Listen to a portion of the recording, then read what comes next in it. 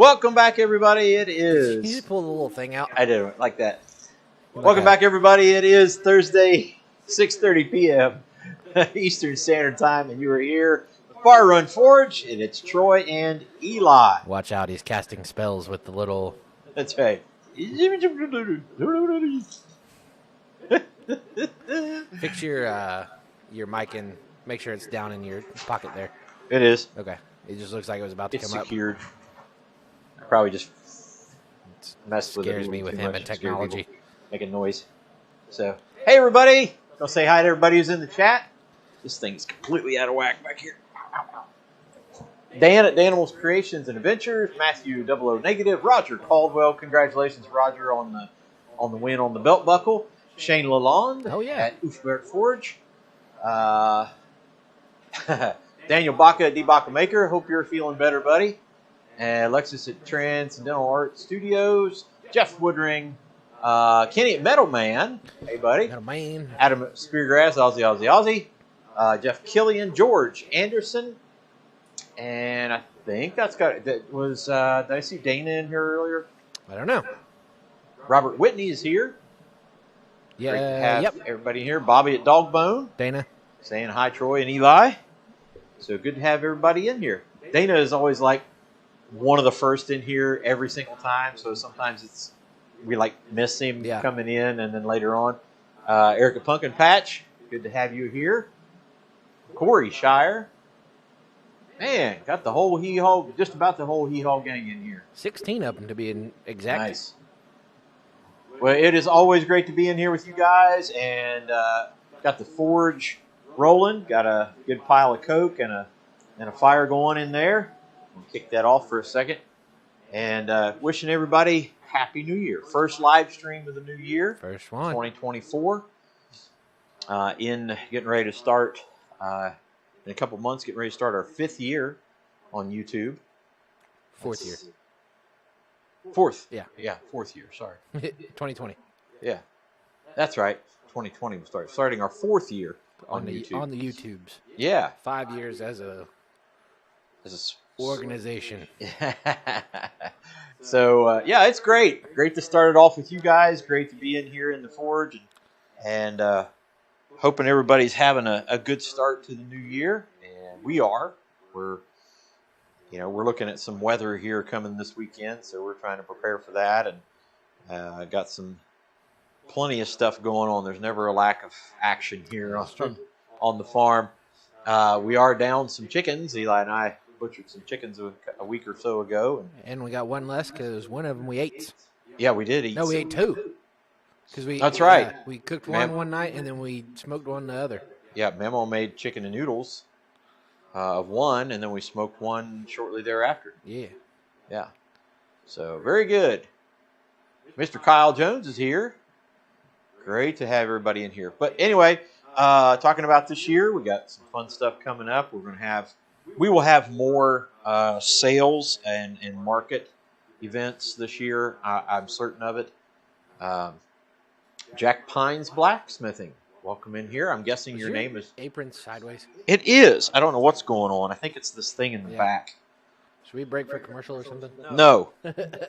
Dude, you're all over the place. Yeah. Oh, my gosh. Oh, that is so much better. There we go. That is better. Good grief. What would you do without me? I don't know. Be still at like 100 subscribers. That's likely. So, yeah, we've got fun stuff. Hopefully, we're going to hit that 5,000 mark fairly soon. I would like to hit it by our anniversary. Yeah. To the channel. Yeah. March 20th, I believe, is the anniversary. Something like that. Of the beginning of the channel. So it'd be nice to hit that 5,000 mark. We're just shy of 4,500 right now. Yeah, buddy. So maybe we'll do a big push to 5,000. I remember doing the 500 subscriber. 500 like, come on, guys, get us to 500. Yeah. You know? And so it's really kind of cool to be at that mark where we're like, okay, 5,000 is definitely a doable thing. In 3.5 months, we can get another 500. Yeah. We're going to be putting out some more content. So that's true. I am going to ask the question at the end of the stream about some options or opportunities for some of the other things that we do or are planning on doing. See what you guys think of that. We do want to kind of get your opinion. Like we're here for you guys, so tell us what kind of content you want to see. Do you want to see more farm stuff? Do you want to see more, fabrication? Do you want to see more forging of specific things, or all of that kind of fun stuff? So let us know. Let us know what you'd like to see. Eli's house has been at a standstill. However, we just had a big powwow last night about kicking it in again, and It's got electric to it. yeah, the power and electric is at least roughed in and got some power to certain places. You got guys talking about, I remember 250 and 100. Yeah. Some of you guys remember 50. Got a couple of people in here probably remember 1. I would say Dana remembers 1. Yes. Actually, I think he was 3. Was he 3? I think it's like is it Mystic Mountain Forge or something like that? That might have been the first one, yeah. Something along that. By the way, guys, go check him out. He's got some cool stuff. But yeah, he was a contestant on Forge of Fire as well. So. I think Dana takes 2 or 3. Right. Yeah, I remember the 250 subs stream. Oh my. Got tongs. Oh yeah, was that the box style tongs? Yes. Gosh, yes. Those were a butt. Yeah. The first pair we made melted. Yes, they did. They died. Yep. Dana says he remembers the first live stream. I remember your first live stream, buddy. I remember some of those too. So, all right. So, man, oh man, that's kind of a little trip down memory lane, so to speak. We'll maybe when we get to 5,000, we'll do a trip down memory lane. Show some clips from the early days. Yes, yes. And dude, I'm telling you guys, I'm guessing Terry from MT Homestead, maybe Big Mike, I don't know. I had a storage bin up on the wall here, and I had masking tape to either a phone or an iPod pointing down this way. It was something. Yeah. Thomas Goodymoot, how are you, buddy? Goodiest of moots. The goodiest of moots. If there were moots to be good, he is the goodiest of them. So, yeah, man, oh man, great stuff. And we're looking forward to what's in store, what the Lord has in store for us. For those of you who were with us last week, I think it was last week, wasn't it? Yeah. We did a set of punches and chisels, or fullers, for Mr. Fox, yeah, who won 4 punches or chisels of his choosing from Roy's The Great Blacksmith Christmas Giveaway. Yes, sir. And so his choosing was a slitting chisel, a V-fuller, a cold chisel, and a ball fuller. So we made all 4 of those last week. I did the heat treat and kind of the finish on all of them last week. So we'll kind of see if we can get a good picture here. Is that all right there? Yeah. So we have this indexing here, and I put the stamp in. So there's the slitting chisel, kind of the profile. Slitting chisel. Hold it kind of in front of you, like stand in front of the camera. There you go. Oh, nobody wants to see that. Stand back a little bit. There you go. Okay. Hold it up. That's better. Thanks, buddy. So there's the slitting chisel. There is the V-fuller. And again, it's got the indexing mark on it with our stamp in it. So there's the V-fuller, all made out of coil spring. There is the cold chisel. That's the cold chisel. Again, index mark and got our stamp in it. And then he wanted a ball fuller, or a ball punch. And so it's pretty simple. Make it straight, make round on the end, and make a place to strike. Make round. So there it is. So Mad Mr. Fox, these will be on the way to you ASAP. These are all done and ready to go to you. We've got an order for a spoon. So I thought, well, again, we get orders. Might as well go ahead and use the live stream to take advantage of that, and probably a couple other things. I've got the spoon blank, the spoon already made out. How's that there? Yep. Yeah? A spoon blank. Spoon blank. There you go. So it's all made out. This is mild steel. That's what he wanted. So it's formed out. We'll put a finish on it when we're done. And so I'm going to do the handle with some 3/8 square. And it doesn't matter right now what the distance is. I just left it long enough where I could go ahead and forge the end and things like that. So we'll figure out the length of it here in just a minute. It'll be a pretty substantial spoon. Yeah. But yeah. Anyway, enough yak. Shut up and hit stuff. Shut up and hit stuff. Got fire even going in there? Yeah. Oh, yeah. Nice hot fire. From here, you can't see anything glowing. Uh-huh. So it just looks like it's a pile of coke. Oh, it's hot. I see some smoke. Well, while that is heating up, as always, do the things. You know the things. Like the video, subscribe to the channel if you have not already, and hit the notification bell so you're alerted every single time we have new content here on the channel. And, of course, check us out on Facebook and Instagram, TikTok and Rumble, and the website, www.barrunforge.com, BARRUNFORGE.com. Yeah. Matt says that apron's way too clean. I saw that. Give it a very short period of time. It is me. It will happen.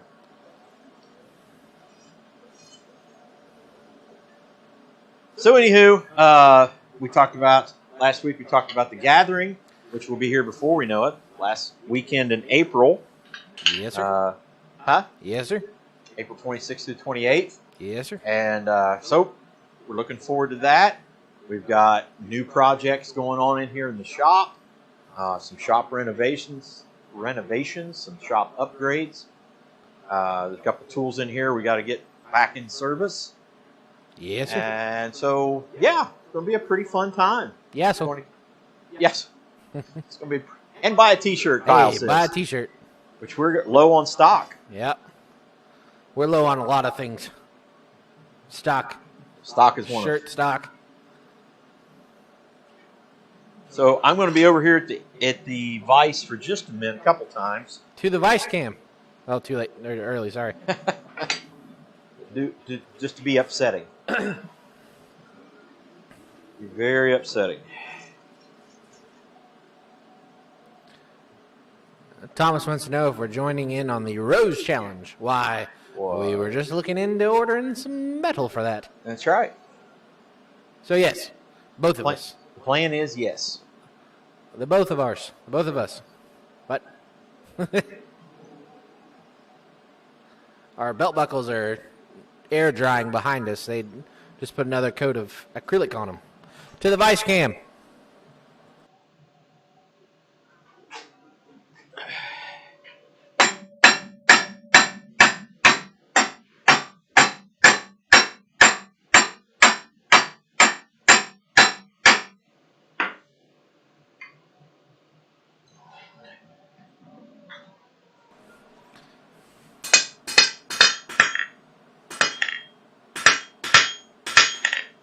So we'll upset this in just a little bit. I may go to the upsetting block here in just a second and upset on that. Jeff said, unfortunately or fortunately, he's getting a new knee in April. You might be having a new foot. Yeah, that's New-ish true. Foot. We'll find out Monday, but it is a distinct possibility that I'll be having some foot surgery very, very soon.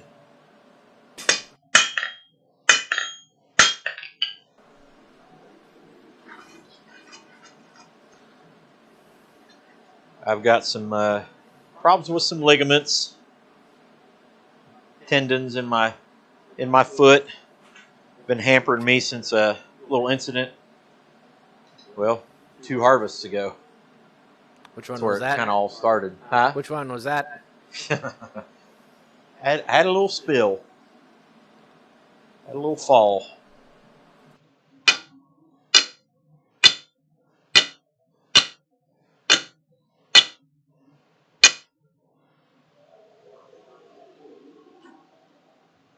Straighten that up just a bit.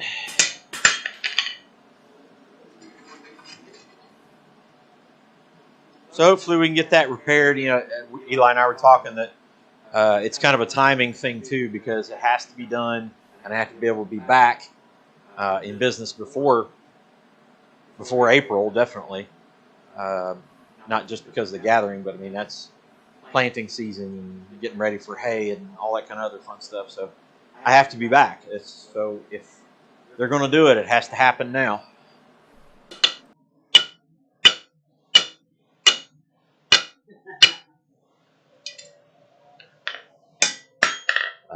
Do I want to know? Kyle Jones said, "Forge a Damascus foot." Damascus foot. There you go. Yeah.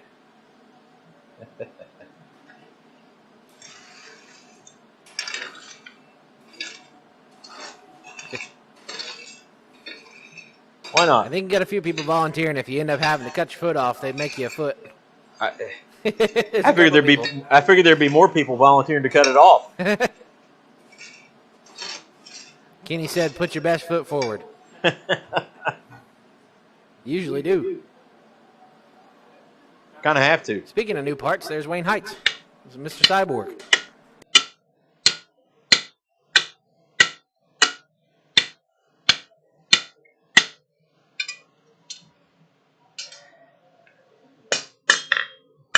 Well, I think we've upset that piece just about enough. How upsetting. That's just about enough upsetting.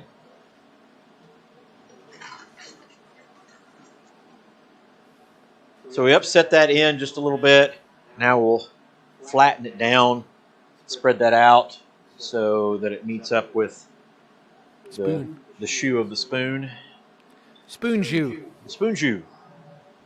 Gesundheit. Yeah, there you go. That'd be a gathering project. Everybody makes a toe or something. Brought you to tears. What brought you to tears? That's all I saw. No idea. I don't know. Kyle said make sure they put a grease fitting. Yep. I always ask for Zerk fittings every time.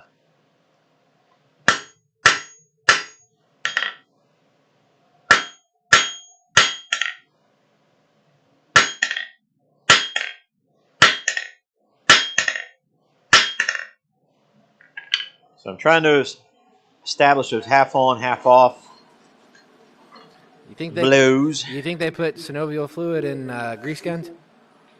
Do they synovial fluid? That's a good idea. Yeah. And then just put Zerk fittings on the joints. There you go. That's a good idea. Where's Cheryl? I need Cheryl. Make this happen. She's a doctor. Is Bobby in here?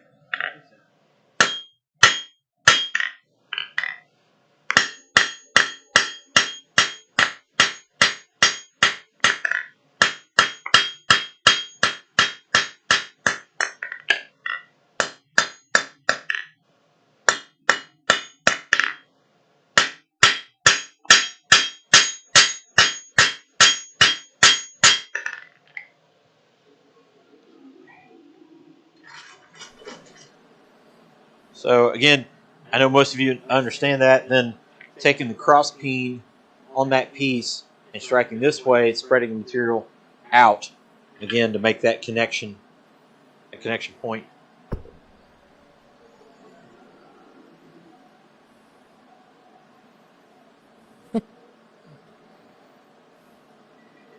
Apparently Eric's wife is named Cheryl too.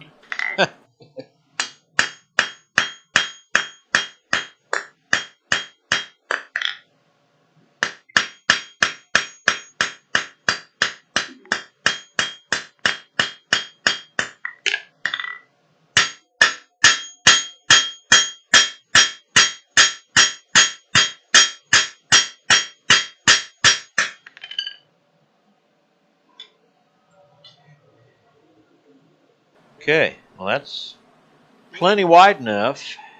We'll cut some of it off, actually. Yeah, we'll do a little bit more. Why, thank you, Thomas. Flat. Thomas said he liked both our belt buckles. Well, thanks, buddy. We liked yours too. monkey gaming macrame system, right? Monkey macrame. Macaroni game.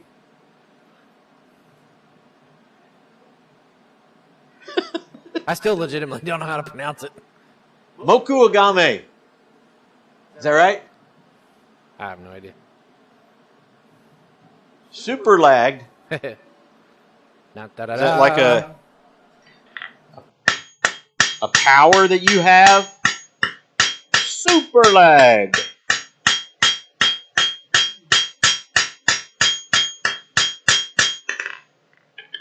All right, let's check that. Yeah, I like that. You like that?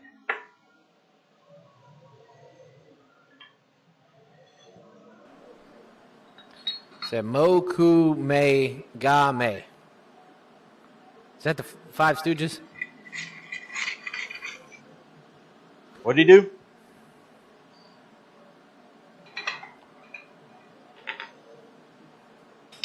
What did I say?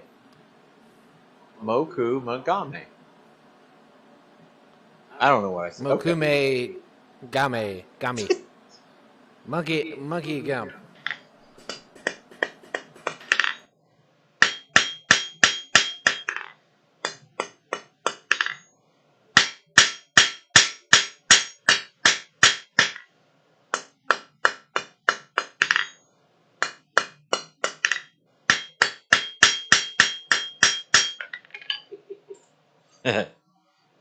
I even want to know. Matt said, where is that? And I'll get this right. BC2926W82939473 guy. Oh, goodness. Yeah, I like monkey macrame better. Monkey macrame, yeah. Thomas is going to forge him some monkey macrame.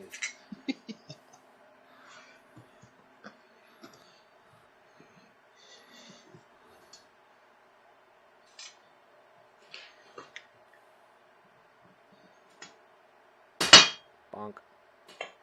Did you get it right? Yep. All right, quit dropping stuff. Jeez. So I can't have anything nice. Drop forged. No, this wasn't even in the forge. Ooh.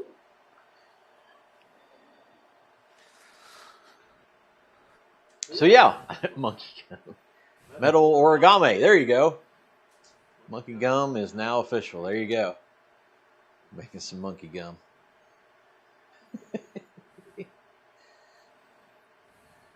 Try Moku Me Gandhi. What? Anyway, you did a good job, Thomas. That didn't take much. On your macaroni Gandhi. Macaroni Gandhi. Oh, shoot. All right. Put this in here, and then I'll go to the vise, do a little bit of cleaning up with that. That there. That there. Made a pretty clean cut, though. Shouldn't take much. Would monkey origami be the reverse of actual origami? Maybe. Because you're taking paper and making it into an animal, and if you take a monkey and turn it into paper. Don't think about that too hard. We're going to the vice cam.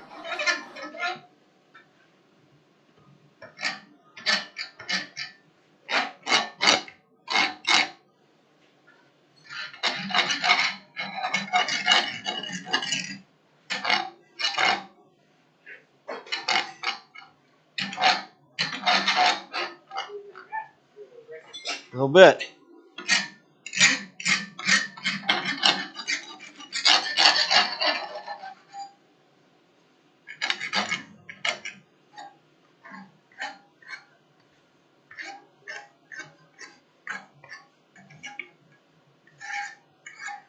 Okay. Happy with that.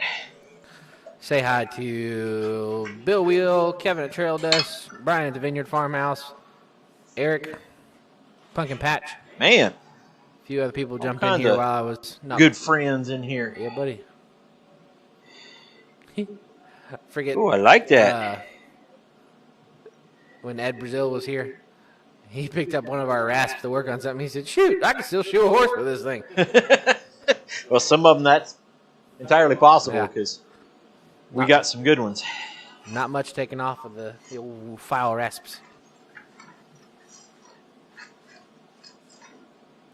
Mugu Guy Pan. Mugu Guy Pan. There it is. Now I'm hungry. Dang it. We'll go back over to the vise. Go ahead and do the twist. Daniel Baca. Funny y'all can say Methuselah or Melchizedek, but you can't say Mugu. Or my favorite, I got to study. We're studying in Zechariah. Yep. Wait, don't say it yet. Okay. Ask your favorite. What did you say? Your favorite? My favorite Bible word, Bible character, Bible word to say. Favorite Bible character to say. Yes. See if you can guess Dad's favorite Bible character to say. And it is not Methuselah, Melchizedek, or Mephibosheth.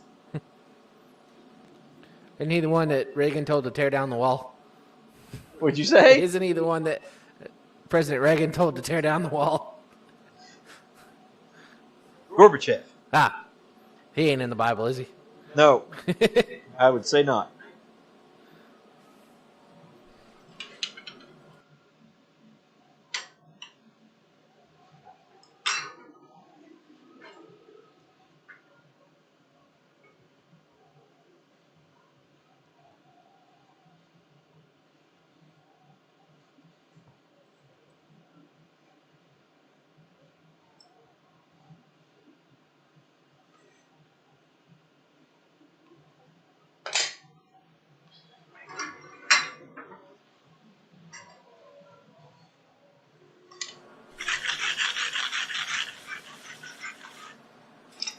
Got Nebuchadnezzar, Belshazzar. Yep. Not it.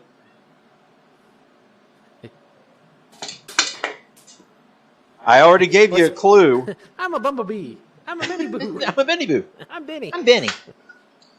I already gave you a clue as to who it is. I even told you what book of the Bible it's in.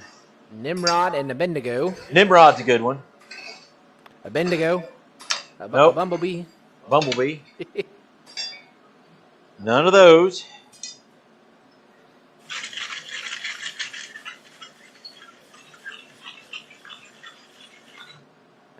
Shadrach, Meshach. Nope. None of those. None of those. Is this a fancy way of you promoting people to come watch your Bible studies on that Tuesday could be. nights? Yeah.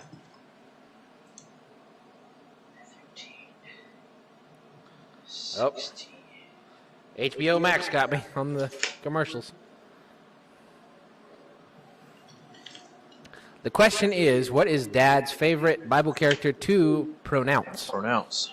Not his favorite Bible character of all, but favorite one to pronounce. Yep. My favorite one of all should be pretty easy. Jesus. Because other than that. Because I named my son after him. Daniel. Nope. Nope. Freaking ads. Oh, no, that's not it. You remember him? Yeah. The book of advertisements? Book of Homonominees.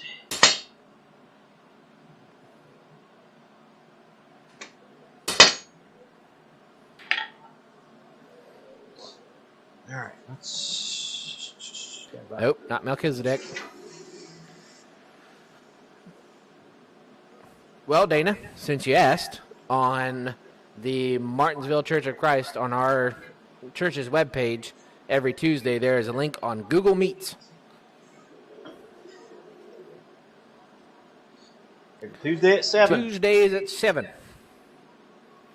Elijah or Elisha. Elijah, obviously, is my favorite. Favorite Bible character, not favorite one to pronounce. Nope, not my favorite one to pronounce. It was his favorite to yell, though, when I was a kid. Just kidding. Nah. We all know it was Abby. Yeah. It was another Bible character. And it was definitely a character. Do not call her Satan. Abigail Dawn. Abby had 4 names according to Eli. He would get mad at her and he'd say, Abigail Dawn Roush. Yes, she did. Get behind me, Satan. Get behind me, Satan. I said that the other day because she asked me to skip our Bible or our men's group the other day. She said, "Well, can't you skip it?" I said, "Get behind me, Satan." I didn't even say anything back to her. So Bill's asking what happened to Sundays at 7. Nothing happened to it other than we were getting prepared to do it again. That was one of the things we're going to talk about at the end of tonight's episode. Tilgath Pilnisser? Bathsheba? Nope, not Bathsheba. Job? Nope. None of those. 3 John.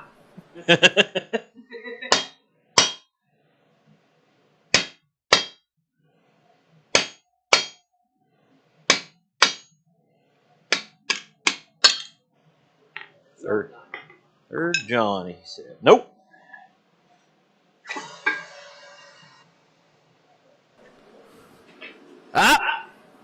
We got a winner. There it is. You got her, Roger. Roger's winning everything nowadays. Still I'll kidding. tell you what. Roger's killing it. My favorite Bible character's name to pronounce is Zerubbabel. Zerubbabel. Daniel Baca said, I just want Eli to struggle now. Got Ahab and Mordecai and Maher-shalal Hashbaz. Right? I'm Bless you. Not up on my Aramaic. My apologies. Did you have to learn Aramaic? No, but I did take 1 semester of Hebrew. Yeah. I had to take Greek and some Hebrew. So I took a little bit of Hebrew and a little bit more Greek than Hebrew. You flew it in drop forge tonight. Yeah. All right, so we got the end done. We got a twist, and then we'll put a finial on the end here. Nice. So let's go ahead and start that. My bad. It's Babylonian.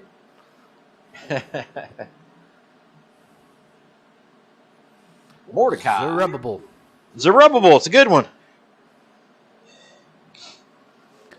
It's a good one. I don't know what all the parts of that name mean. I know the end part, L, means of God, but I probably need to learn that since it's my favorite.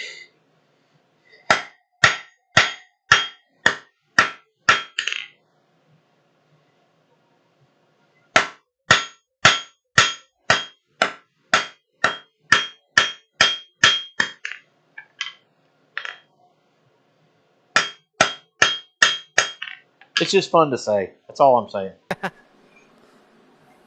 Fun to say. You're ever having a bad day, just start walking around saying, Zerubbabel, Zerubbabel, Zerubbabel. And then be prepared. Then people look at you funny. As I say, then be prepared for somebody to commit you into an institution. Hey, you get free meals.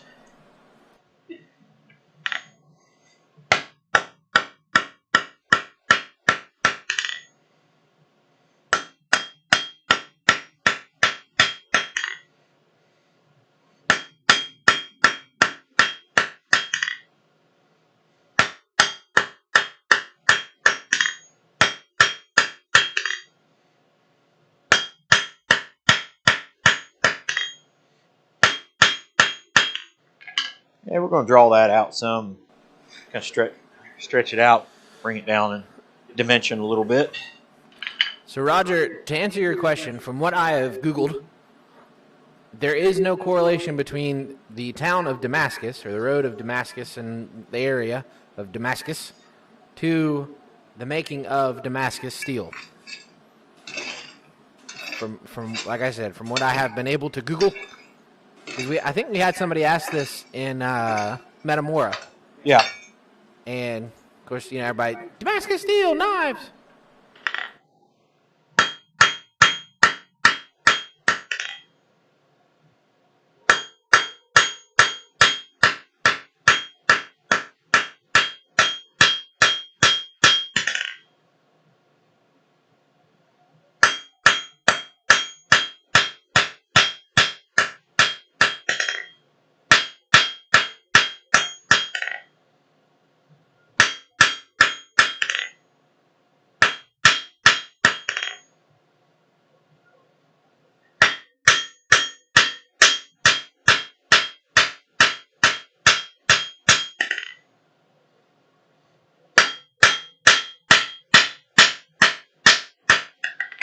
Let's draw that down some more.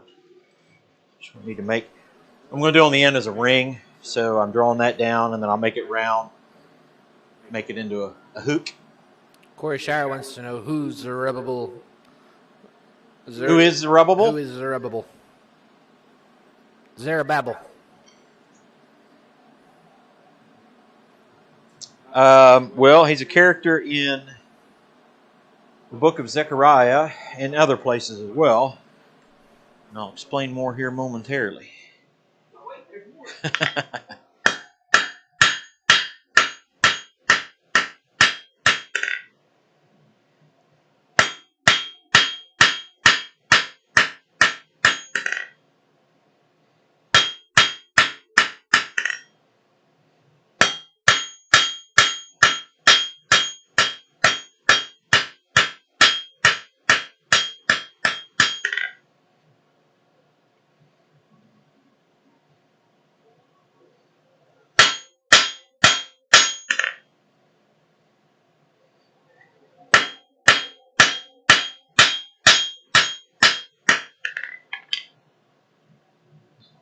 Stick that down one more time.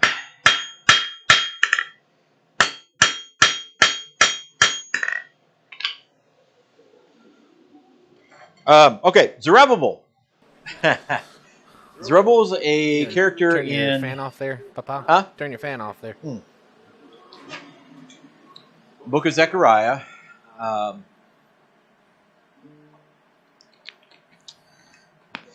Likely, Daniel, you're kind of right.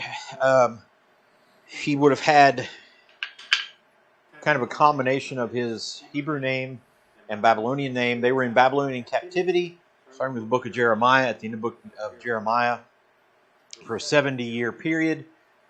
The 70-year period is coming to an end.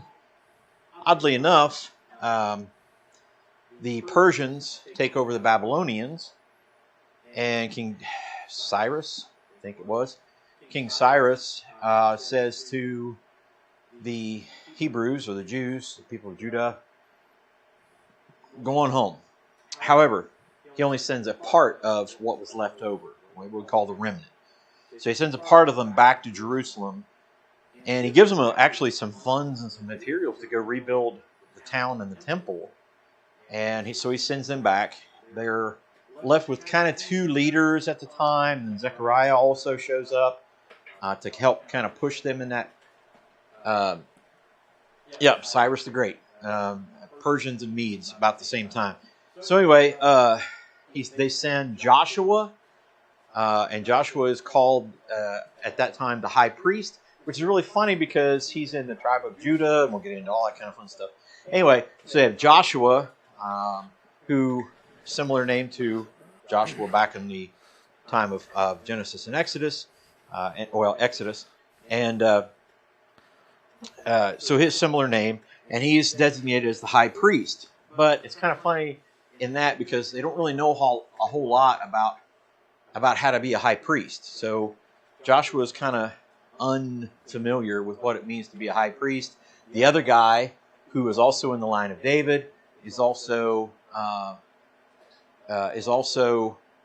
Zerubbabel, who he is kind of designated as he could be king because he's in the right heritage or line or relation to David to be king, but God doesn't make him king right off because he wants him to learn why what he's there for, and to point the people back towards the temple and the worship of the temple. So Zerubbabel is a character who is given an opportunity to lead the people the way God wants his people led, not the way a king of that time would lead. So Zerubbabel is a guy who gets this opportunity to, and he's often referred to, and Daniel's right. Daniel's on this. He's often referred to as what we would call a governor or a satrap in that time, but he's kind of set up to be a king. But he's set up to be a good leader, and Zechariah is there to kind of push Joshua and Zerubbabel to be who God wants them to be for the people, so that then when they get everything all together, and the 70-year period is up and all that kind of stuff, the rest of the remnant can come back where they're not just like looking around and going, okay, now what do we do now that everybody's back? This group of people came there to set things back up, get the crops growing, build the temple, get some houses, some infrastructure back together. Jerusalem was in ruins for 70 years. It basically had a few squatters on it. So the story of Zechariah and Joshua and Zerubbabel is really kind of an interesting one. And then Zechariah has some visions, and the visions are of horsemen and of Joshua and of Zechariah, about a fig tree and about dirty clothes and a bunch of other stuff like that. So really kind of interesting, fun read. Hey, Ben Strickland, how are you, buddy? But anyway, that's Zerubbabel. And so anytime you see somebody's name with an ending with EL or EL in it, that will indicate that it has the word God in it. So if everybody's name kind of had multiple things in it, a lot of times it would shove words, meanings together into a name. And Zerubbabel is one of those. And he probably got part of his name from, like you were saying, the Persians or the Babylonians. But anyway, Zerubbabel. That's my favorite one to pronounce. Not my favorite character, just my favorite one to pronounce. Daniel Bacchus said I've had to read through 1st and 2nd Chronicles like 5 times in different translations. I fell asleep a lot. Yeah. Chronicles is not an easy read, but it's better than Numbers. It's easier than Numbers. That's fair. The baguettes? You don't like the baguettes? Never had to go through your baguettes? Numbers, Leviticus can be kind of tough. I'll tell you what, though, I would encourage you guys, read through the minor prophets. The only reason why they're called minor prophets is because the books are smaller. It's not because the stories aren't as good or the information or the message isn't as important. They're just smaller books. So it actually makes it kind of easier to read because, okay, well, I can read this whole, the book of Habakkuk in, one sitting. How far up is Habakkuk as your favorite to pronounce? It's in there.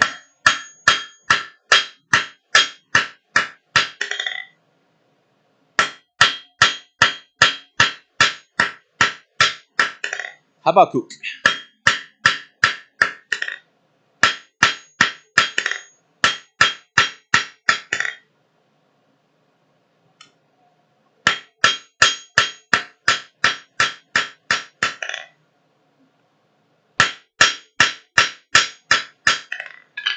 Of course, I'd encourage everybody to read all of it, but just to give you an idea, we did a set down on 2 sides, square. Now we'll round all that off. Square. Round. Octagon. Wait.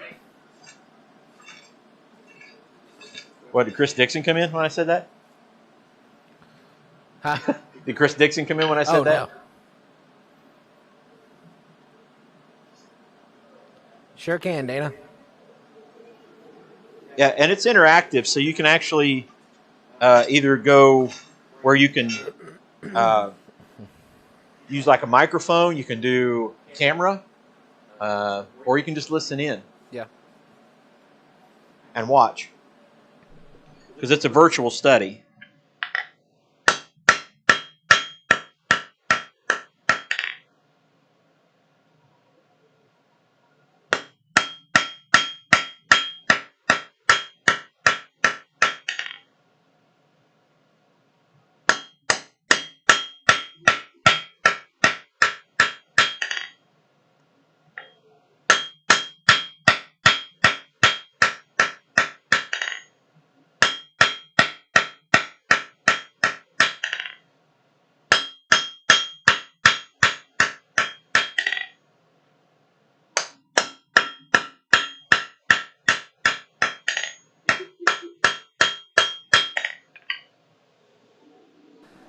Daniel Baca just realized he was so into the chat he forgot bacon. Oh, gosh. Well, that's okay because it was a good chat. It was a good chat. Ben, we are doing great. Glad to see you in the chat, buddy. Even people from Boston can come into our Bible study. That's true. That's how gracious we are. Yeah.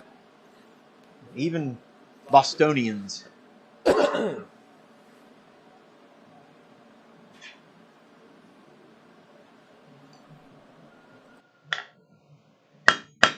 No Southies, though. No Southies.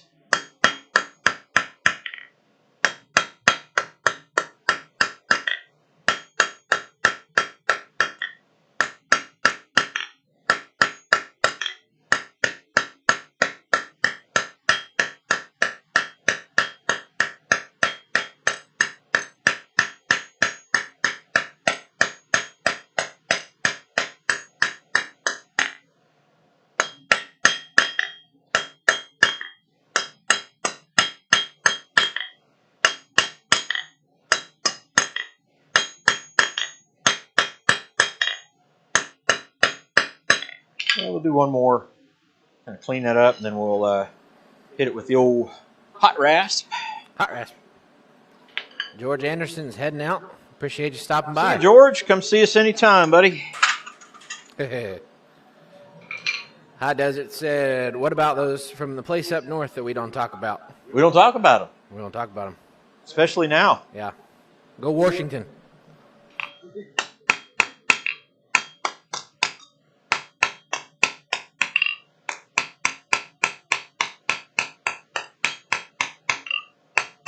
Dana knows what I mean when I say no Southies. And if you know anything about Boston.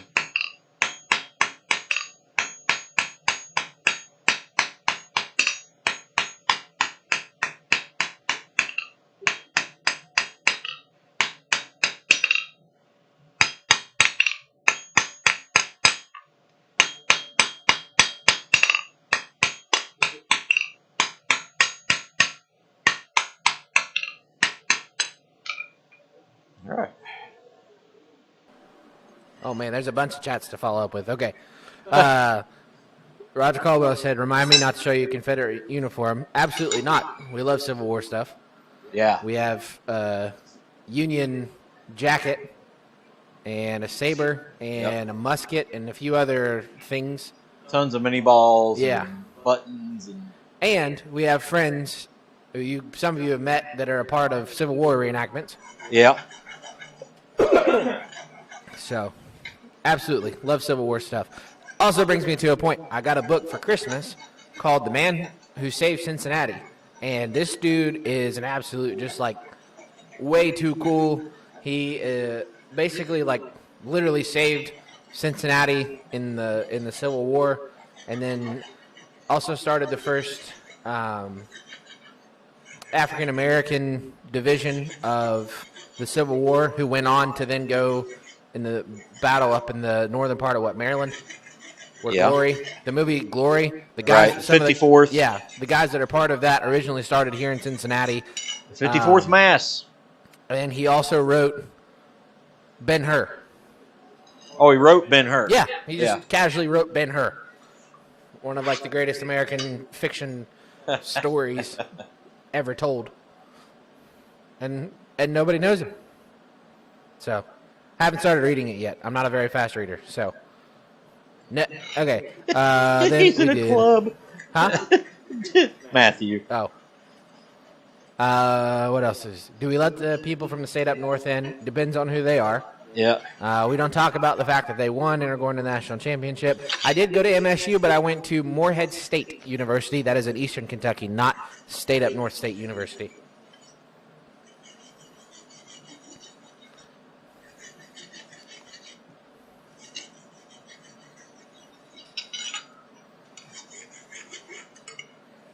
Okay.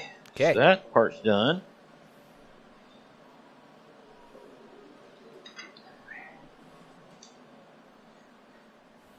I'll show you that. So we sat it down and then rounded it up. So this will go to one side and make a loop. Down a little bit. Oh, there you go. This will make a loop right here. Do a loop. Loop. Loop. Yeah, Matthew, I do have to say, I think Alabama made a very poor decision at the end of that game.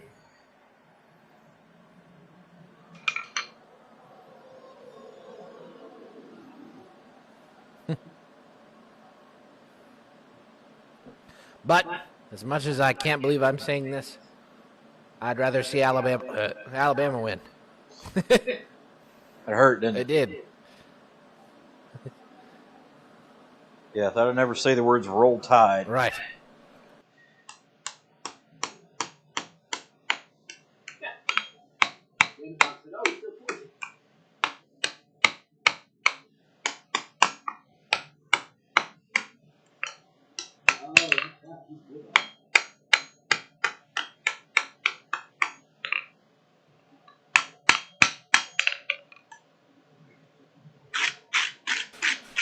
I will say you guys got slightly robbed. Nobody more got robbed than Florida State. Oh, my gosh. That was a travesty. That was robbery, and they took their shoes. Yes.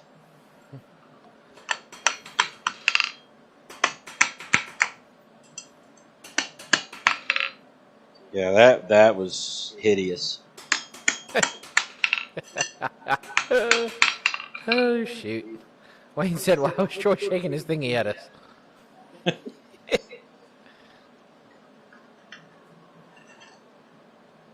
just never know.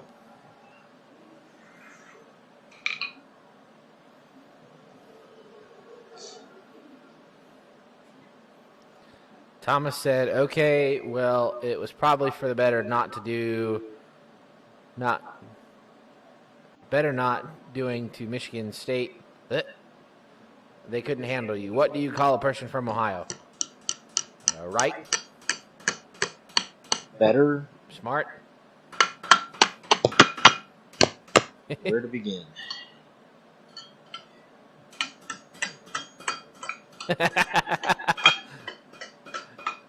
Matt said a buddy of his is an FSU fan right now. He refuses to answer his calls.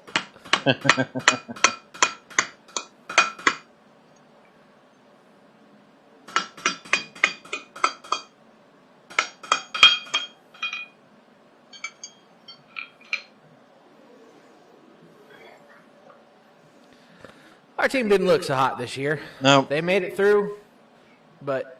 See, and I'll say it this way, okay? I know you've got a point to make there, but they went, not counting the bowl, which I don't. Yeah. They went 11-1. Okay? And they lost to the team that will be in the national championship game.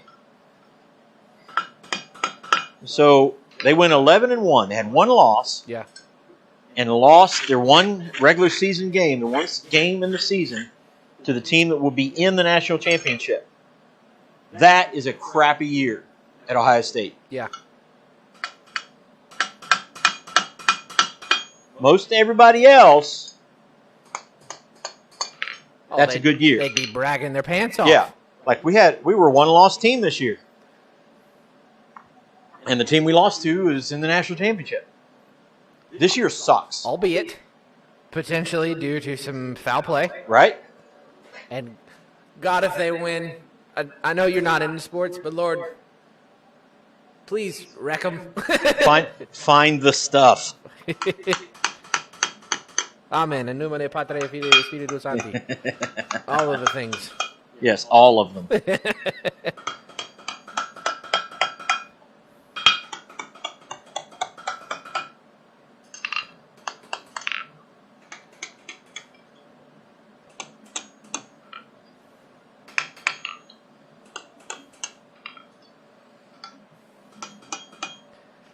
It's not been my year for sports.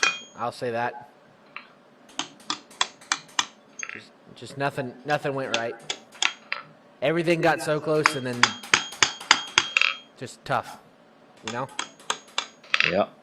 FC Cincinnati goes on to playoffs. makes it to the semifinals. Yeah, loses to the championship team. Bengals finally caught fire, lose Joe Burrow. Jake Browning comes in, kind of revives. Then we miss the playoffs. Again, for the first time in 2 years. So we're looking at it as a bad year, which it kind of was. Ohio State, one-loss team to the state up north. And then the bowl, we don't talk about the bowl game. See, think about it this way. And again, I'll say this. Ohio State, a one-loss team, loses to the team that will go to the national championship. And because he lost to that team for the third time in a row, and that's the only loss he's had in a regular season, his job is on the line. Right.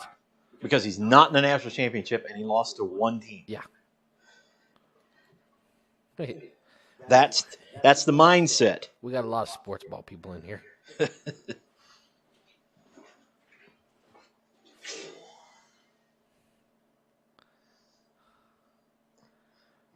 Got quiet. Roger Caldwell, but who was the first national champion? Was it Yale? I think so. Yale's actually got the most championships. Yeah. They were talking about that the other day, and somebody said, well, whoever they said had the most national championships. No, it's not. It's Yale. Yeah. I know the quote. Because Mr. Ringo was an educated man. Now I really hate him. I don't know. Reminds me of me. Nope. It's certain. Now I really hate him. I really hate him. Okay. So there's the setup for the spoon. Setting up for the spoon. So we got the ring at the top, got the twist, got the connection point. There's that and that. Going together just like that. So I am going to go ahead and actually put this in the forge to get it hot enough because it's kind of shiny right now. Shiny. Oh, before I do that. Daggone ads. I'm going to go ahead. Wayne Height said playing the foosball with your friends. You and your old foosball. Nice ice cream scoop. Looking good. Very nice. Okay, Doc. Doc. There it is. Daniel Baca. Oh, Troy, still forging. There you go. All right, my favorite line, and obviously that's my favorite movie, is Tombstone. My favorite line from that movie. Yeller? Huh? Even above Old Yeller? Yes. My favorite line of that movie is between two. Two different ones. One is, I know Ike, let's have a spelling contest. And, are you going to do something or just stand there and bleed?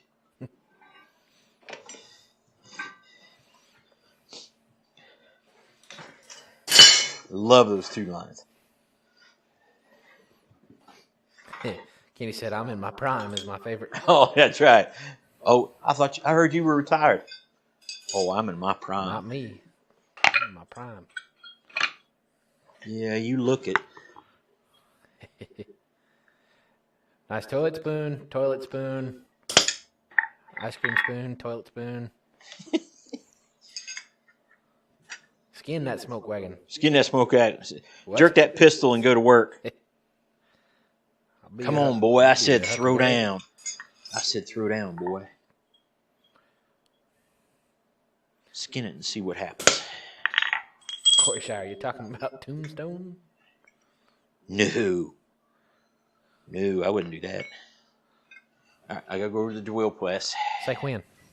Say when. That's another classic. I have the drill press, so I'll entertain the folks. Actually, we'll do a commercial for the first time this year. Hey everybody, welcome back to Bar Run Forge. It's Troy, and today's video sponsor is... Have you ever had a stair crumbled up, torn apart, shiny forge weld, and wondered whether you should have had neutral flame or an oxidizing heat while searching for your favorite toilet spoon to pour on some white powdery crystal metal glue? Well, that's what it's like when you don't have Christ-centered Ironworks brand flux. When you grab a hold of a box of Christ-centered Ironworks brand flux, you feel like you've put the power of Hephaestus in the palm of your hand. and now you may even muster up the gumption to forge scrollwork without even using a hammer. So pick up a box of Christ-centered Ironworks brand Flux today before you fall into a state of utter chaos that'll have you questioning your very existence. Flux. Christ-centered Ironworks brand Flux is not a registered trademark and is not available in 49 of the 50 states, especially in that state up north. Buy yours now for just 12 easy payments of $29.95, payable only in quarters. Caution, Christ-centered Ironworks brand Flux may cause severe irritation to Roy Adams. Please avoid using the words Christ-centered Ironworks brand Flux around Roy. Do not use Christ-centered Ironworks brand Flux in the vicinity of Roy Adams, or he will be forced to tackle you to the ground and bludgeon you. Avoid saying the phrase flux, flux, flux. It will only anger Roy Adams and throw him into fits of temper and force him into a Roy rant, and no one wants that. Christ-centered Ironworks brand Flux may cause eye irritation, runny nose, skin lesions, bad hair days, poorly fitting fire chaps, rheumatiz, slicing golf shots, uneven tire wear, pixies to appear, rickets, hammer toe, volatile screaming fits, unusual beard growth, ingrown toenails, silly songs with Larry, a mess, a giggling Jessica, and definitely not better Forge Weld. Please use responsibly. Christ-centered Ironworks brand Flux. I put that Flux on everything. What was it? Oh, yeah. Roger's line, not before I turn your head into a canoe. Not before I turn your head in a canoe. How about that? Good one. I think that's good. Okay. All right, now I can forge. Get this thing heated up. Why, it's BC6592WHIJK90210. U571. Look, darling, it's Johnny Ringo. The fastest pistolier since Wild Bill, they say. What do you think? Should I hate him? You don't even know him. Why, Johnny Ringo. As if someone just walked over your grave. Fight's not with you, Holiday. Oh, I beg to differ. We Unfinished business. play for blood, remember? I was just fooling about. I wasn't. I wasn't. That's such a good one. I wasn't.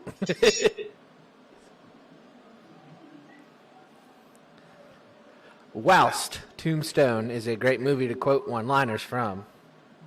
Greatest movie of all time to quote one-liners. Oh.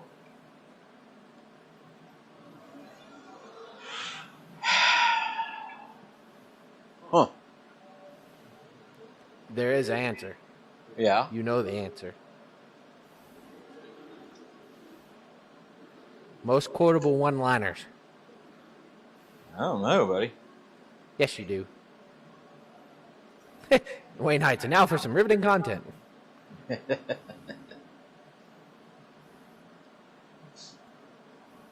Huh. One-liners. Great one-liners. Of course, said this chit-chat's scaring me. I got 2 guns, one for the both of you.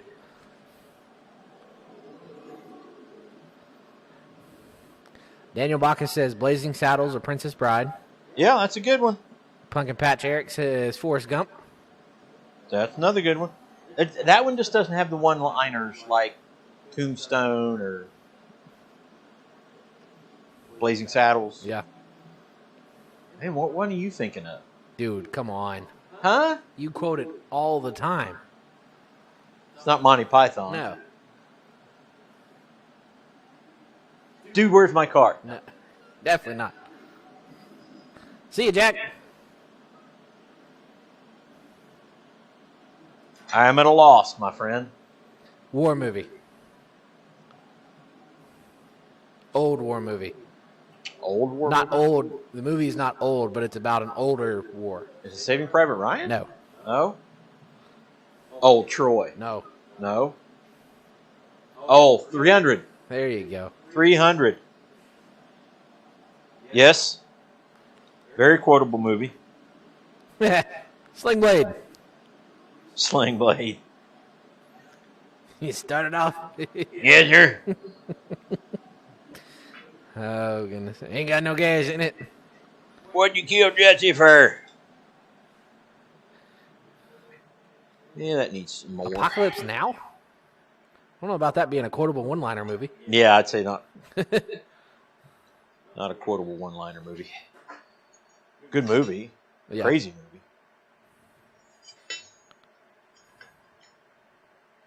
All right, so the reason why I'm putting the finish on now before I rivet it up because I'm using copper rivets. So, because if I try to put that in the forge, there's a risk that the copper Using rivets. those small copper rivets? Yeah. Not that big of a spoon? I don't know. You think that'll hold? They're kind of tiny. They're kind of small. Okay. Yeah. Is that what you drilled them out to be? Yeah. I don't know. They're kind of small. They're kind of tiny. A little bit tiny. Just a little bit. Ever been to a Turkish prison? Airplane. Great stuff. Stop calling me Shirley.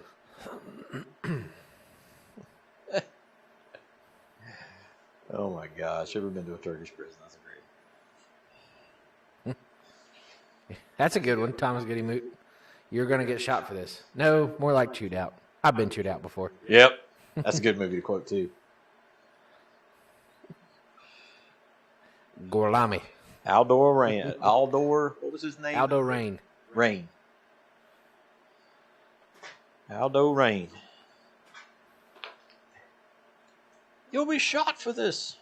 Nah. More like chewed out. I've been chewed out. I've been chewed out.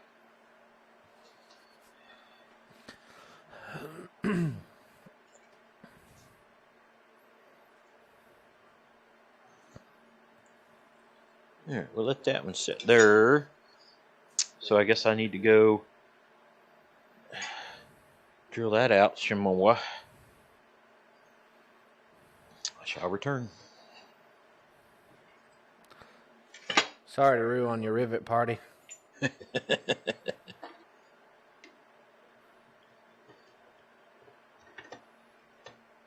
She tastes like cigarettes.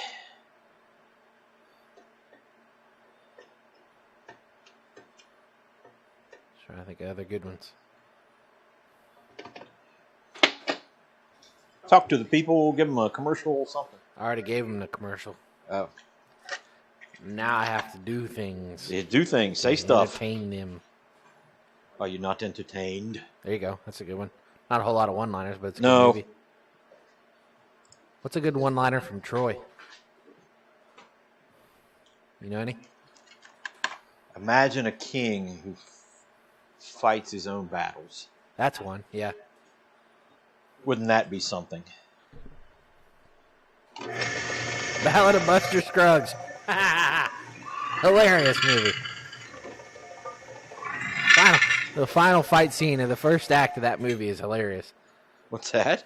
Ballad of Buster Scruggs. Oh, yeah. That's He's- a good one. Pan shot! You need a count? Nah, sir. No, sir. That ain't good. Well, that ain't good.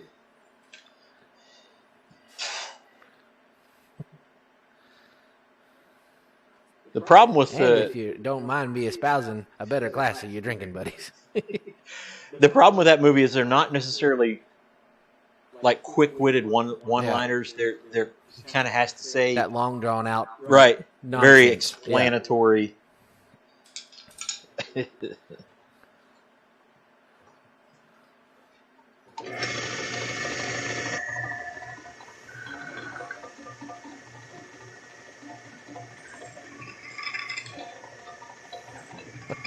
Corey, what in the world?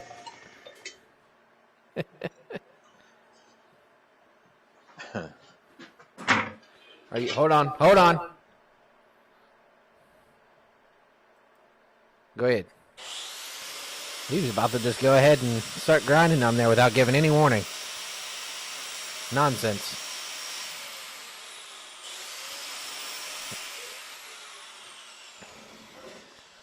You were about to start grinding without giving me any warning. I know. You sucker.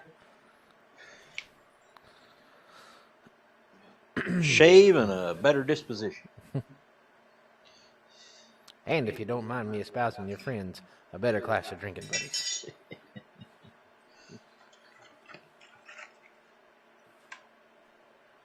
Reckon you'd be wanting the Senorita pistols too. Yeah.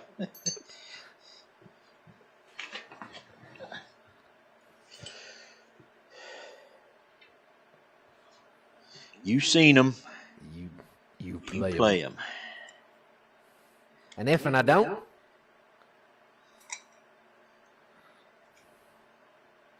Oh, Surly Joe. Surly Joe. The Ballad of Surly Joe. Ah. There's two good parts of that entire movie. Uh-huh. The first act and a couple other things in the other rest of the movie, and that's it. Bobby! I'm going to redrill. Surly Joe. Surly Joe.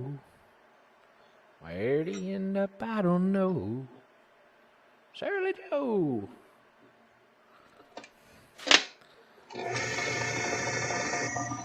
I think it's still on Netflix. If you haven't watched it, at least watch the first part of it, The Ballad of Buster Scruggs. The second one's all right, called Pan Shot. It's a good one, kind of. Then it kind of just dives downhill for the rest of the movie. Surly Joe! All right. Now I got to go together.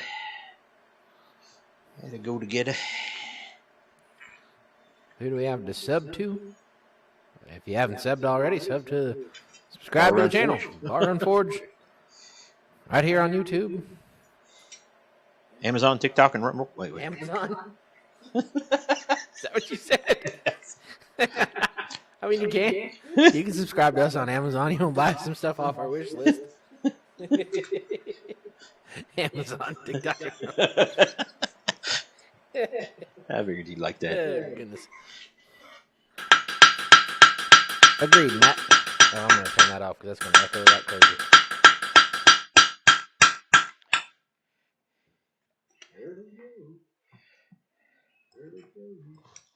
Oh, I need to take some of that off. Going to the grinder. Again. Yeah. Hold on. Good to go. Agreed, Matt. That is a kind of messed up story.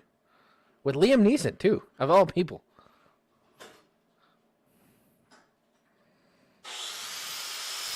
Bill Wheel talking about scripture and Rocky movies.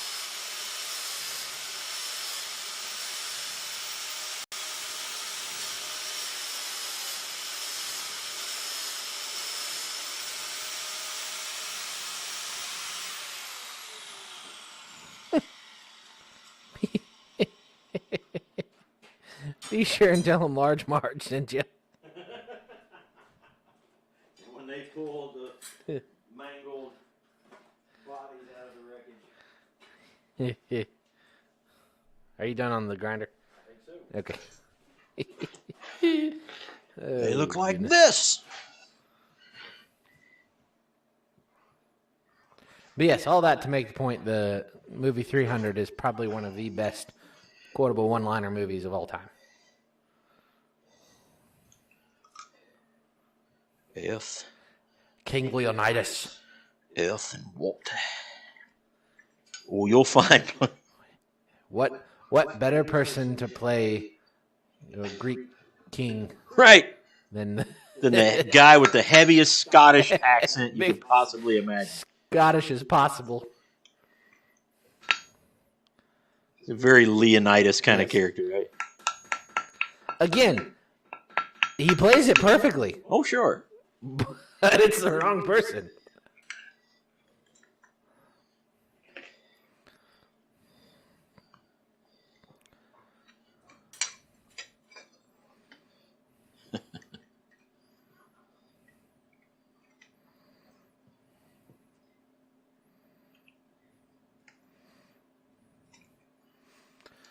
Our arrows will blot out the sun. We will fight in the shade. So good. So good.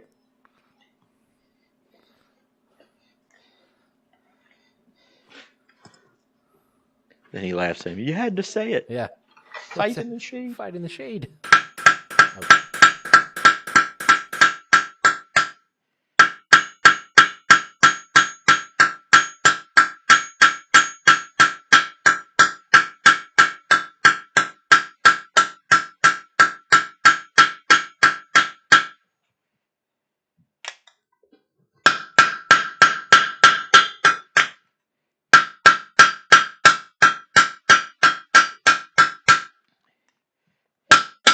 They look thirsty, sir.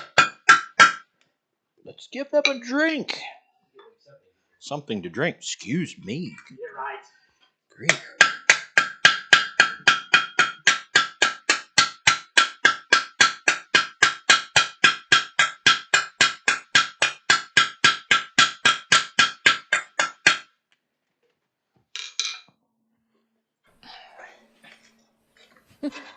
When Stelios cuts off the guy's arm. My arm! It's not yours anymore. Not yours anymore. That's so good. It's a great one. It's not yours anymore.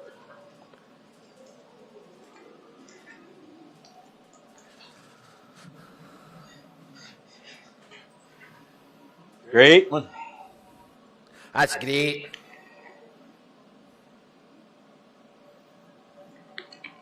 The Greeks. You see, double O negative comment. Bobby says, I think in the animal's name will be Heifer. Heifer. Did you see Matt's comment? The Greeks, philosophers, and boy lovers, yeah. The Athenians. I wasn't going to say it out loud so we didn't get striked from YouTube. The Athenians. Yeah. When he does the call out of all the people, and he's like, "You there? What is your profession?" And it's funny too because you think about it because the one guy at the end is like, "I'm a blacksmith." Like, yeah, look at me, I'm a big tough guy. Yeah. And he's like, "Why would you disrespect me like that?" And he goes, Right. Spartans, what is your profession? Oh. You see, old friend, I brought more warriors than you. Again, just you can't beat it.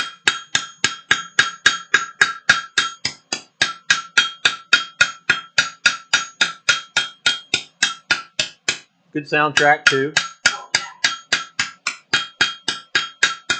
All right, there's tonight's question.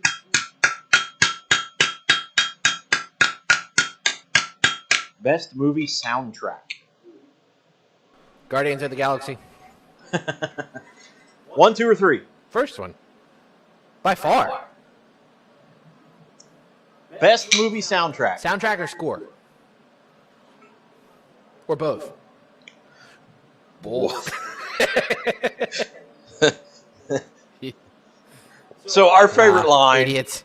We'll just be flat out honest with you. Our favorite funny line is... Again, because it is the Greek guy, right? The Greek, very, very much Greek guy with a thick Scottish accent. And just like really pouring on the Scottish into it. Gerard Butler. And the messenger brings... Message of earth and water. Earth and water. And he's over the top of the pit and he goes, earth and water. Just full on Scott, you know. Oh, you'll find plenty of both down there. Just...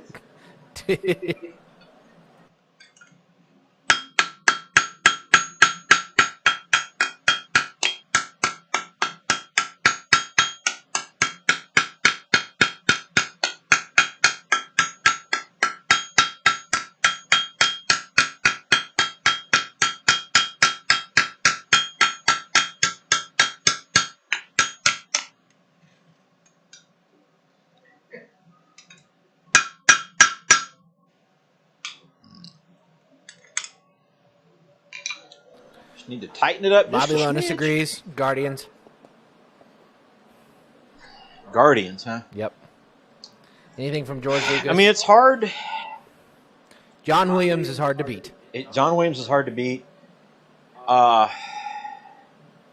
Yeah. Any of the Lord of the Rings movies, that Good one. Score is still untouched. Score from Saving Private Ryan. Saving Private Ryan is definitely up there. Braveheart. Gods and Generals. You and I watched that in Indiana, didn't we? Oh, yeah.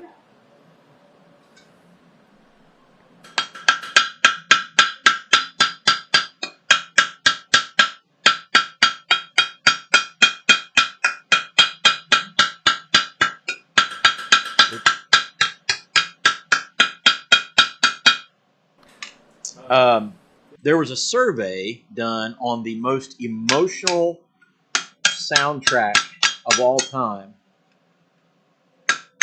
and it was that. Trying to think of the name of the actual song from Saving Private Ryan, but you guys know the one I'm talking about, where it's that very stringed song, and that was voted the most emotionally moving soundtrack of all time. Yes, Thomas, I did see the Braveheart comment of Scottish accents. Lord of the Rings, absolutely. Blues Brothers, sure. Sure. Yeah.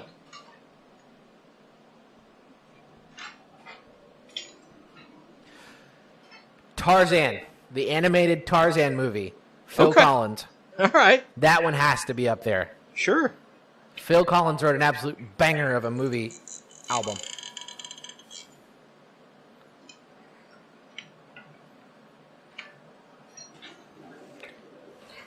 How will I know? Can you show me? Footloose. Footloose? Yeah. Good one.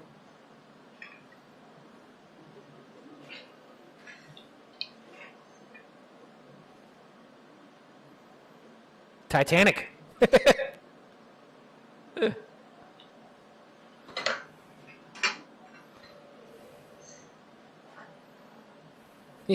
Daniel Bach is not a fan. Not of the Titanic. And neither was an iceberg. Ooh, that was dark. Caddyshack. It's a good. Hey, Yeah. got a good soundtrack. Kenny Loggins put together True. a great one there. That is true. I'm going to be using the wire wheel, Eli. Okay. Just wanted to give you that We'll heads up. talk about more. Treasure Hunter Neil, welcome in.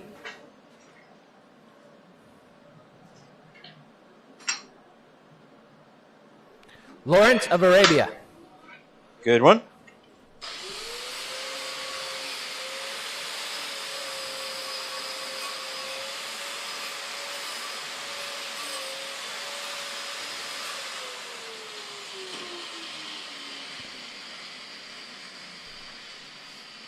Y'all done? Okay.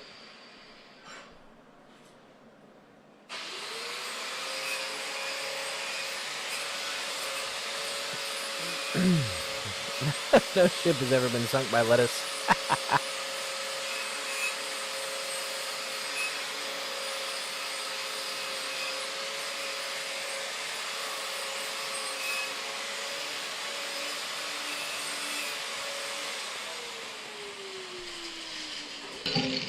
Okay, now I'm all done. All right, Dan. Lonesome Dove. Lonesome Dove, I love that one.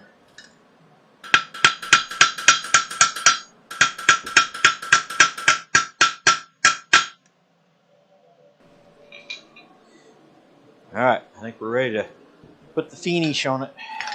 Saturday Night Fever. Or Grease. Yeah. Sound of Music.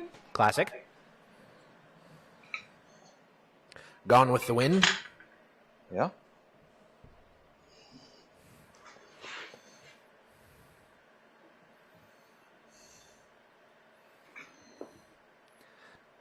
The original Avengers movie. Fantastic. Soundtrack, you mean? Score. Score. Yeah. The orchestrals for the Avengers theme. Yeah. Iconic. Yeah.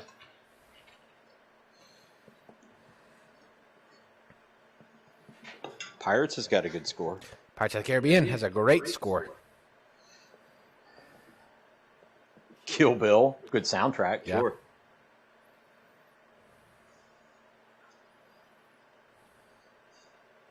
What are you going to do? I'm going to kill Bill. Rocky. Yeah. Those are some good ones. Yeah.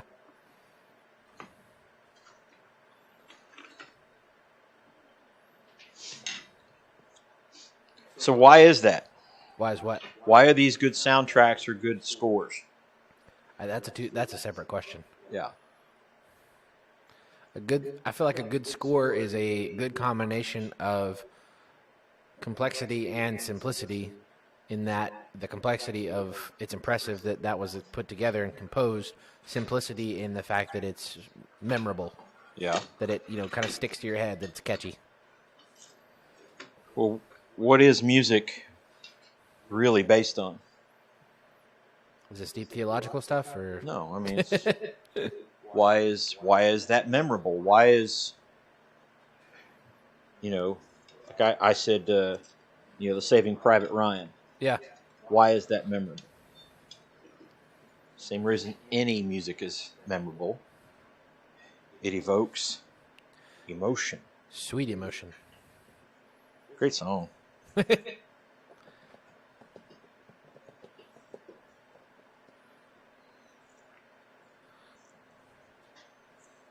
Music is what feelings sound like. Yes. There you go. It's from the great emotion. philosopher Matt Hobbes. About the emotion. The theologian Matthew Hobbes. Beeswax.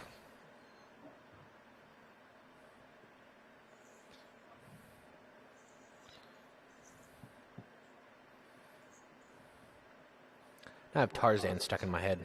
I know. Can you show me? He's not. He wasn't British sounding. Sorry. Well, Phil Collins is British. I know that, but he doesn't do it. Can you show me? No. No. Is there Aussie still here? Sorry. I don't do accents. Okay. There you go.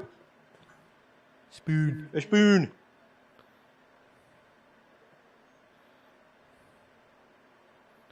It's a spoon. Nice. I know. It's crooked. Oh, we're in the... You might throw that up there again. I don't What? know. Commercials just hit, so I don't know how far behind. Nope, there we are. You're good. You're good. Okay. All right, I'm going to set this over here to cool. One of the war movies, good war movies that got to me was Hacksaw Ridge. Hacksaw Ridge, yep. That was a good one. If you haven't ever seen that one, definitely Bill go Corey's right. The soundtrack for Bridge over the River Kwai. Yeah. Good stuff. Yeah. Back at It, Apocalypse Now was, I wouldn't say top tier, but it definitely was fitting for the type of movie that it was. Yeah. The kind of just weird and edgy. Okay. It's 8 o'clock, by the way. Okay. I was just going to show them what I'm going to make. Wait. Okay.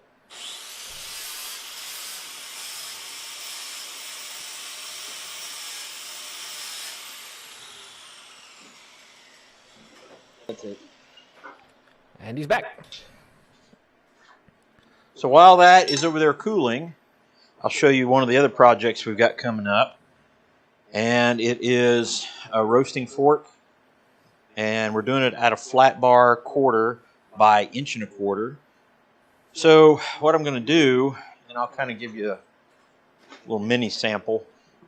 My nephew came over the other day and wanted to make something, so we started in on it, and he did okay. We struggled a little bit on some things. So this piece, 1/4 by 1.25 inches, is a little over 13 inches long, and I have drawdown marks at about 3. Well, get the measurements out, dummy. Yeah, dummy. Yeah, dummy. You big dummy head. Okay, so 4 from the end, that's the handle. And on the other end, we go back 3 and then 4. So 3 is the fork, and then the set downs are at 4 inches. That gives some meat in between there. And then everything in between... That's what it's for, right? Everything in between these marks will get drawn down for a handle. And this isn't done yet. So it'll all be drawn down, be rounded over. And so you have flat and round on this piece. We've already cut the forks on this one. And again, those will be, we'll do convenience bins. Actually, what we'll probably do is turn these 90 degrees and make a smooth. I want a smooth centerpiece there. So we'll turn this full 90 degrees, work that in that way, and then draw down those tines on the fork. I haven't decided yet whether I want to do round tines or square tines. I kind of have an idea, but anyway, that'll be one that'll probably end up out on the website. But so that's in the mix.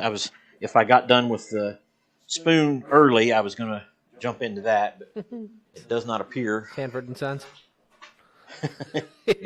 big dummy. So let's see if we can get over here and make sure I don't have a bunch of drippy doos. Or drippy don'ts. What? Anyways. 8:03, and you're still with us. What a magic time. Dad's finishing up a toilet spoon. A toilet. Toilet. Sometimes there's a spoon with a toilet. On the toilet. So that's with the finish on it, guys. There you go. Finish toilet spoon. A little higher. All right. There you go. Whoop. A little down. Down. No, right there. You're good. There you go. Oh. Hey. Hey. Right up. That's it. Good. Not so bad. Here it is. How about it? Spoon. Boom. I know it's crooked. There's I don't know why this always makes me crack up, but the live remake of Alice in Wonderland with Johnny Depp, there's the Mad Rabbit or whatever, and he's sitting there and his head's shaking, and he just looks over because he's holding a spoon. And he just goes, "Spoon." It's so stupid, but every time I see it, I just cackle. Knife, flipper, maybe. I don't know. Spoon. Golly. All right, let's see if that thing will hold together for the next time I put it on without getting completely. You gotta fix it. I will. To some way or another. All right. I was going to do dad knee up here, but I got to do it over here. Oh yeah, you got bad foot. Because the foot, I don't want to stand on that foot. You got bad foot and dad knee. Dad knee, yeah. So actually, the dad knee and the dad foot are on the same Tactical sport. dad blame leg. Tactical spork. I like it. That's a good idea. Forge that one up, Cyborg. Maybe that'll be our. If I ever win the challenge, we'll make a tactical sport. Tactical spork. Ice cream. Now I want some. It's a friction folder spork. Friction folder sport. Tactical. Good idea. Tactical toilet Good spoon. idea. Tactical toilet spoon. Uh-huh. Don't you sell shirts, Troy? Yes, we do. Where? You could probably find them on the website. Which is? www.barrow&forge. That is BA. I don't know how to do it. Triple R-U-N. That's not. Triple R-U-N. That's not my part. FORGE.com. That wasn't my part either, but I did it. See, I'm jumping in here. I'm taking the lead. No, I'll look at you. All right. I'll just make everything look good.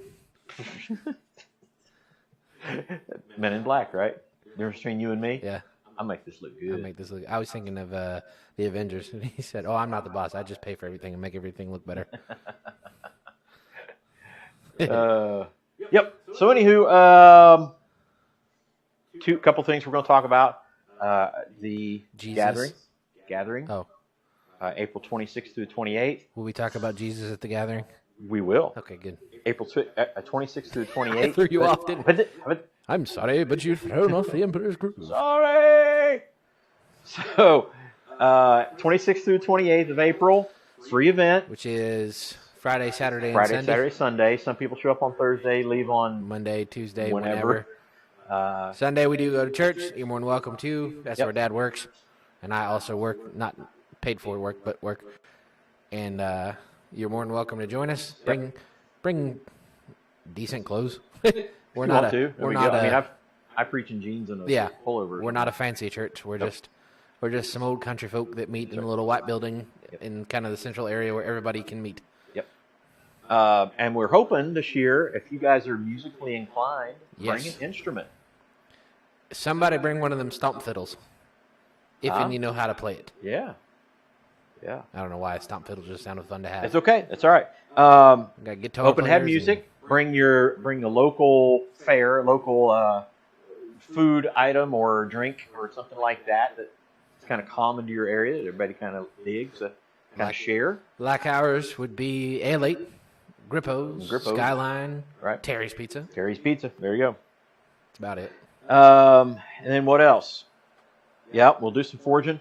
Bill Corey has talked about, I think it's like a metal in a hat kind of thing. I was thinking it would be really cool to have kind of I won't say a raffle, but I like... You gotta say waffle. A waffle, where you put kind of everything together, and then if you brought something, essentially you get a raffle, a waffle ticket, and then we waffle them off, and we swap kind of a swap. Waffle swap. Waffle swap. What? Anyways. Waffle sounds good. Anyway. Bring my mouth harp. Sure. Why not? Absolutely. Material our shirts made of. I believe the ones are polyester and cotton blend. Yep. Trade item. Sure. Yeah. Cool. Wait, better idea. Trade item. Yeah. All right. Trade item. Make trade. Climb mountain. So, there's that thing. Guys, go ahead and put it on your calendar right now. Do it. Don't mess around. Go ahead and put April 26th through 28th on your calendar. If you don't know how to get here, you're going to have a hard time getting here, let us know. We've got people who can maybe help find ways to get you here. Yeah. Like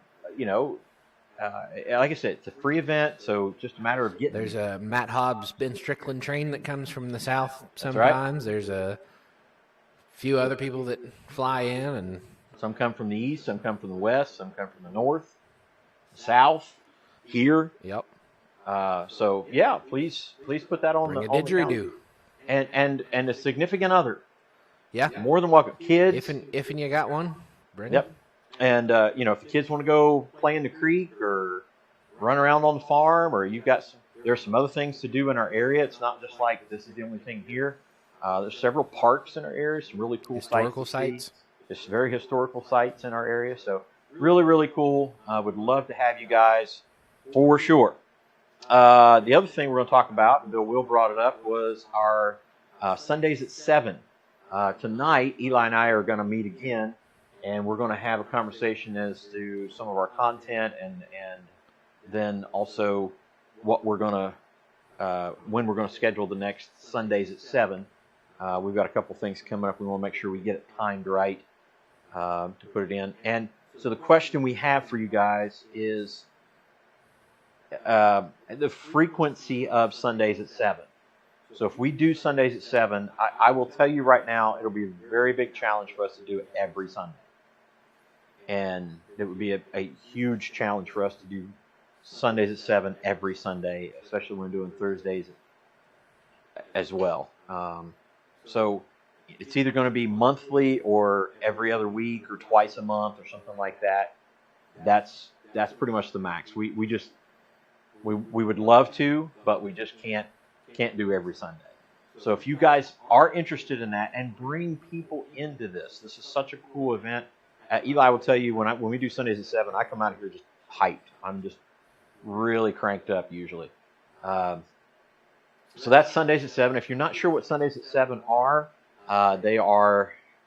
I usually have a couple items to bring up and discuss that are biblical and or topical, Christian-based, topical, and from that point, then it kind of opens up the discussion for either that thing, or it also could bring up if you have questions about something else. Now, the thing that I'll tell you, and we have a preface to that, the Sundays at 7, is it is not a debate stage. And it is an area where I'll be flat out honest with you. If you're going to be a jerk on Sundays at 7 on the live chat, that guy right there will hit a button and you get the boot. You get the boot. Das Boot. No, just the boot. Just the boot.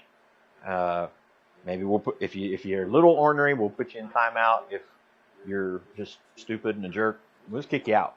This is just not the place for that. Just not. That's true. Also included in that, there is a Bible study and our church live stream. Sundays at 10 is the church live stream, and Bible study Tuesdays at 7. Bill says, "Hey Troy, Bill Corey, what's up?" He can't hear. Well, you can't hear him. Right. He said, "Hey Troy." So, like I said, the Sundays at 7. That's the base for it. That's a time where we can kind of study together, have some open discussions. Love you too, Bill. I do, man. I love Bill Corey. He's a good dude. He's a friend of mine. He's a brother, and I just love him dearly. And trust me, if I wasn't making jokes at Bill Corey's expense, Yeah, it's a pretty much an indicator that we aren't tight. I only mess with you because I like you. That's right. I got told that once. Has anyone been kicked out yet? Have we kicked anybody out? No. And I'll be honest with you, we have been so blessed that everybody's been really pretty cool. We've just not have had any issues whatsoever. So, praise the Lord for that. No debating? Not really. I mean, I'll say this. This sounds really, really horrible. It's our live stream. Fair. That sounds mean, but it is ours. Yes. I mean, we're the ones out here doing it, and we're the ones We decide. putting it out. So if you're going to be a jerk about it, I mean, I don't mind having conversations about things, but if your whole point is to, Gotchas. yeah, proof texts and pointing this out and that, no. We just come in and enjoy God's word and God's people and just enjoy the time together. Yep. And that's the whole intent of it. So, but Bill Will, we know what you're talking about, buddy. We love you too, man. We appreciate you. He's telling me to behave, Bill says. No, Bill, that's not what we're doing. So anyway, that's Sundays at 7. We're going to have some more content. Wait. Guys, go ahead. Love you too, Bill. Love all you fine folks, all 26 of you in the chat. Yeah. And bring other people in. It might be a good time that somebody's like, I'm not the whole... I love when people say I'm not religious. Yeah. Well, we all are. That's a We're lie. all religious about something. I love saying that to people at work. Yeah. I'm not really, like, I have my cross necklace on one time. I said something, and they're like, "Oh yeah, I'm not really religious." I said, "Everybody's religious about something." Yeah. I said, "What?" I always say, "What shoe did you put on first this morning?" I don't know. Probably the right one, and you probably do that all the time. Every time. You're religious about that. Congratulations, you're religious. You're religious. There you go. That's one of my You go-tos. sarcastic butthole. Yes, sir. Yep. It's mine, and you ain't taking it over. There you go. Once monthly seems to be the choice of the big tubers. Big tubers. Yep. Like I think potatoes. I think you have to go to a doctor for them. Yeah. The wife and I really enjoyed the Sundays at 7. Well, that's great. Yeah, you guys got great points there. So it will either be every other week or once a month. That will probably be how it goes. Again, we'd love to feel like we could just come in anytime. If this was our full-time job, Heck yeah. YouTubing and blacksmithing, we'd be in every Sunday. That's true. And have Tuesday night Bible study and things like that. But it's just not. We Second breakfast. you guys just have to understand, with under 5,000 subs, Eli and I cannot support 4 people. Right. Memal, Michelle, he and I, and the farm I cannot be thought she was supported counting me as 2. 5,000 subs. It's just not happening, guys. Yeah, our YouTube millions only go so far. I don't even think we made it to YouTube millions of pennies yet. No, I don't think so. Kick him out the door. I'm sure your wife's mad. Right. Not All right, making the... guys. That's it. That's the last of the things I really wanted to discuss. We'll have more content coming out. We're going to stay tuned for updates. That's right. So we will give probably a public post and maybe a little short about Sundays at 7 and when that's going to crank back up on a specific date, and then kind of give you an update on that. So stay tuned for that. Full-time blacksmithing and large pizza. Nice. I like it. Okay. Eli, anything else for the fine people? Do the things. And Bill? All right. God bless you things. guys. We will see you here next Thursday, if not sooner, 6:30 p.m. Eastern Standard Time. God bless you all. Bye, guys. Bye.